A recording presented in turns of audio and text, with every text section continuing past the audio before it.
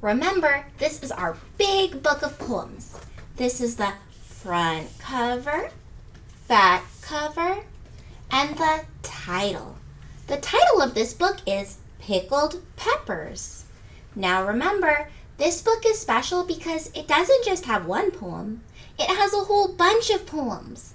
And when I open it up, I see the title page. That's just to remind you of the title in case you forgot. And when I turn the page again, I see a special place called the Table of Contents. The Table of Contents tells you where to find things. Today, we are reading a nursery rhyme called Wee Willie Winkie. Let's check the Table of Contents to see where we can find it. Oh, I see it here. And when I move my finger across the page, I see it's on page 22. So I'm going to go ahead and turn to page 22. It's all the way at the end. How exciting. Now, here it is. Wee Willie Winkie. Notice how the beginning of all those words start with a w. Sometimes poets like to use words with the same sound in the beginning because it gives it rhythm and it's fun to say. And the title sure was fun to say. Wee Willie Winkie. This is, again, the title and the illustrator. Remember, the illustrator draws the pictures, and the pictures that they draw have to do with the words on the page. Before we read the poem, let's look at the picture and make some observations. What do you see? You might say, I see a mouse. But what else do you notice about the mouse? He's holding a candle, and it looks like maybe he's running. Is it daytime or nighttime? You're right. It's night. And I can tell that it's night because I see stars in the sky and it's dark. What do you think he's wearing? And if you're not too sure, I bet we'll find out when we read our poem. Is he inside or outside? You're right, he's outside. And we can tell because it looks like he's running past some buildings. Wow, we made a lot of great observations. I think I'm ready to read our poem. While we're reading, I want you to listen for rhyming words, words that sound the same at the end. Wee Willie Winkie runs through the town, upstairs, downstairs, in his nightgown. We just figured out what he was wearing, a nightgown. Rapping at the windows, crying through the lock. Are the children all in bed? For now it's 8 o'clock. Did you hear any words that rhyme? I know I heard town and nightgown. They both end with own. What about lock? Does that rhyme with town and nightgown? No, they don't sound the same at the end. What about lock and o'clock? You're right, they do sound the same at the end. They both end with uck. Great job finding those rhyming words. Now, let's look more closely at our poem. Remember, when we're reading our poem, we figured out what the mouse was wearing. In the poem, it says that he's wearing a nightgown. A long time ago, people wore nightgowns to sleep.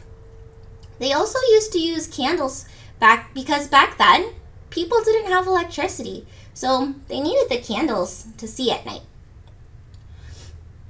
And also, one other thing about a long time ago, their doors were a little bit different because they had a special kind of key called a skeleton key. And this skeleton key had little teeth like this, and it would go into a special kind of lock with a keyhole like this. And you could peek through the keyhole. That's a little bit different from the locks we have today. Today, you can't peek through the keyhole like that. It's not that big. Okay, Well, I'm going to leave this up here so we don't forget that a long time ago, that's what the doors used to look like. Now, let's read it again and look for words that we might not know. Wee Willie Winkie runs through the town, upstairs, downstairs, in his nightgown, rapping at the windows, crying through the lock. Are the children all in bed? For now it's 8 o'clock. One thing I like to do to help me figure out what's going on in a story or a poem is act it out. So let's do it together. Ready? Wee Willie Winkie runs through the town. Okay, pretend you're running. Upstairs, downstairs, in his nightgown. Okay, so let's pretend we're running up, and then we're pretending we're running down. Oh, you guys are so good at this. Okay, rapping at the windows. Wrapping like a present? No, that doesn't make sense. Well, I also know that rapping can also mean knocking. Would that make more sense? Let's see. Knocking on the windows. That does make sense. Okay, so when I say rapping at the windows, I want you to pretend you're knocking on the window, okay? All right. Rapping at the windows, crying through the lock. Do you think that means he's crying? Like with tears in his eyes? Well, I don't think he's crying because when I look at the picture, I don't see any tears.